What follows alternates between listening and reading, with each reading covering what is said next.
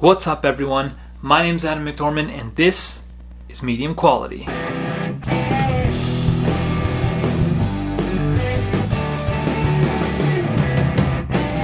Alright, last week I posted a vinyl record haul video of about half of the stuff that I got in December of 2017, whether that be Christmas gifts that I got or things that I picked up as last minute releases of the year. And I found out that I had so many things that I wanted to show you guys that it was just going to be a super long video, so I split it in half. I'm going to go ahead and drop you guys into the second half of that video.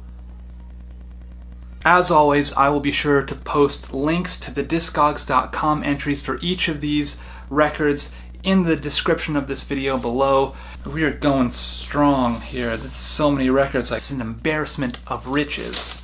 Next up, Painted Ruins by Grizzly Bear. This is another album that made my top 10 of 2017 list, which, like I said with some of the other records I got this year, didn't have a physical copy of this, and so I put it on the old Amazon wish list, and guess what? I got it for Christmas. Grizzly Bear always puts out really nice quality pressings, usually on classic black vinyl, which in theory should give you the best listening experience. But this is a great record, so vibey.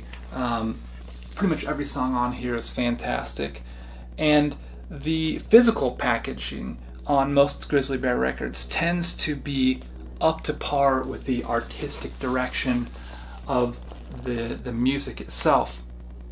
I love the sort of abstract design that they've got going on here. I can't really even tell what this is, but it's really visually striking. Yeah, I'm really pumped to give this a listen. Okay, next up I have the Alchemy Index by Thrice. Now this is a reissue of what was previously an incredibly rare box set. The Alchemy Index is a really interesting musical project that Thrice took on about 10 years ago. Yeah, over 10 years ago, where they put out 4 EPs that were thematically connected to the 4 elements. So there was a fire, a water, wind, earth EP. When they put this out 10 years ago, the vinyl market hadn't come back in the way that it has since then. And so it was a very limited pressing originally, and in the aftermarket, its prices were usually around the $400 mark. This has kind of been a holy grail record for me, and when they reissued it, I was extremely pumped. And this is perhaps the nicest packaging of any album in my entire collection. It comes in this book, and it's a bound book with all the records inside of the sleeves. Each one of these EPs comes on a 10-inch record with these absolutely gorgeous colored splatter pressings. This is the Fire EP.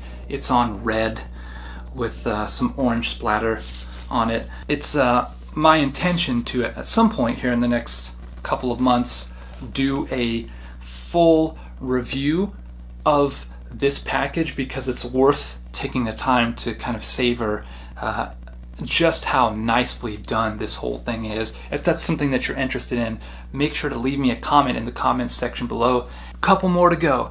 Next up is Sgt Pepper's Lonely Hearts Club Band by the Beatles. This is the 2017 remix of Sgt. Pepper's Lonely Hearts Club Band.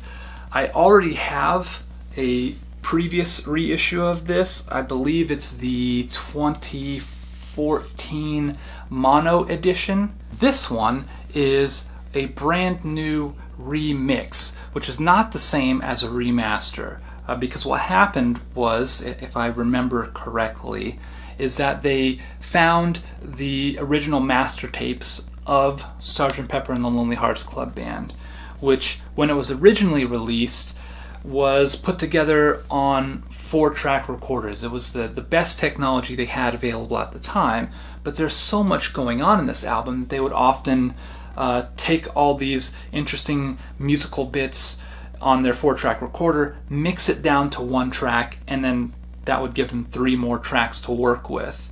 And then they would mix that down. It certainly meant that if the levels were off on something you recorded that had already been mixed down, like that's it. You know, if some really cool orchestral flourish gets lost in the mix, there's not much you can do to bring that back. This is different than the original, very slightly. It's not a replacement for the original mix by any means, but as a companion, it's really interesting. I like it. I think it breathes new life into an album that I've heard so many times over the years that I'm totally happy to hear something slightly different. Very cool Christmas gift. Thank you, Mom and Dad. That's so kind of you. In my last vinyl record video where I was talking about my favorite Christmas albums, I said, this is such a great album that there is no way that I'm going to give this thing up. Not unless someone brings me that really nice Newbury Comics exclusive pressing that kind of looks like a candy cane. And of course, I got that album for Christmas. The Newbury Comics exclusive press. Oh, so cool. This is a really nice colored press. Kind of looks like a Pokeball. If you haven't seen my Christmas vinyl record collection video, I definitely recommend you check that out if you're still clinging to the last bits of your Christmas spirit here halfway through January, because this is a great album and I'm real pumped to have a very holiday looking colored press of this album. Very cool. Now here's something kind of interesting. This is the Reader's Digest Have a Merry Christmas box set. This is a really cool one. This is something that my dad has had for a while, and my parents haven't had a record player in a long, long time, so I don't think this has been played very much at all. I haven't had a chance to listen to everything on this yet, and I probably won't even get around to it until next Christmas season, but I am very much looking forward to it.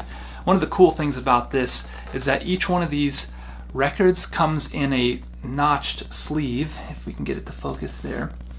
So you can see there's 1, 2, 3, 4, 5. These have clearly been well cared for because aside from a little bit of dust on these, the records themselves are absolutely pristine. Here in about, I don't know, 11 months or so, I'll dive into that and maybe do a more comprehensive review of what's in that collection. Finally, we have one more left for December, and that is King Gizzard and the Lizard Wizard's Polygondwanaland.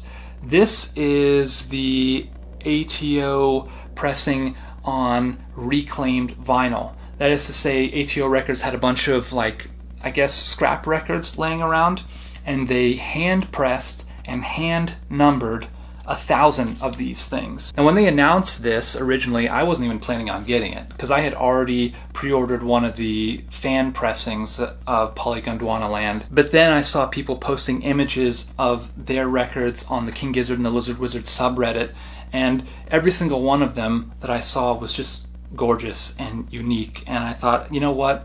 I'm gonna do it. I'm gonna pick up the official pressing, and then at least I'll have this really beautiful record. And of course, it's Polygondwanaland. It's a great album.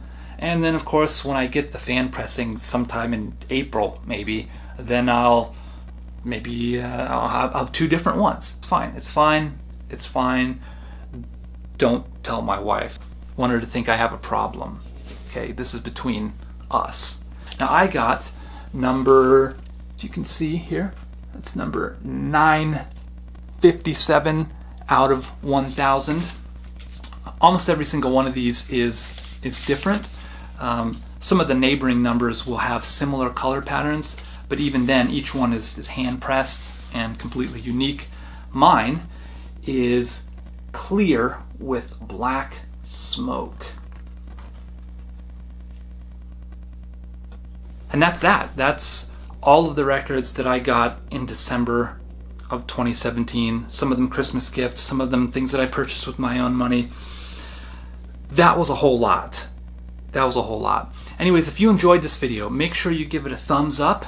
If you want to see more, be sure to subscribe. And while you're down there, why don't you leave me a comment? Let me know what new records you've picked up. And if you want to see me do a more comprehensive vinyl record review of any of the things that I showed, feel free to mention that in the comments section below as well. What a time to be alive.